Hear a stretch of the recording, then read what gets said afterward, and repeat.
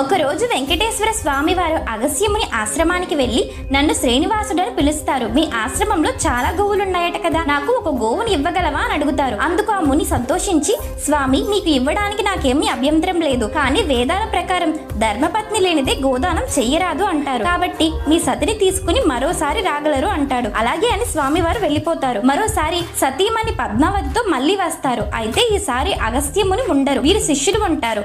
అప్పుడు ఆ శ్రీనివాసుడు ఇలా అంటారు, మీ గురువు గారు నాకు గోవుని ఇస్తానని మాట ఇచ్చారు. ఆయన నన్ను సతీ సమేతంగా రమ్మన్నారు. ఇదిగో నా భార్య పద్మావతితో వచ్చాను అనగా ఆ శిష్యుడు, మా గురువు గారి అనుమతి లేనిదే గోవునివ్వడం కుదరదని చెప్తాడు. దాంతో ఆగ్రహించిన శ్రీనివాసుడు తన కొండ వైపు గబగబా నడుచుకుంటూ వెళ్ళిపోతాడు. అయితే కొంతసేపటికి వచ్చిన అగస్త్యముని విషయం తెలుసుకుని గోవును తీసుకుని శ్రీనివాసుడు వెంటపడతారు. ఆ ముని శ్రీనివాసుడితో, స్వామి గోవు ఇందా గోవు ఇందా అంటారు. గోవు అంటే ఆవు, ఇందా అంటే ఇదిగో అని అర్థం. అప్పటి నుంచి గోవి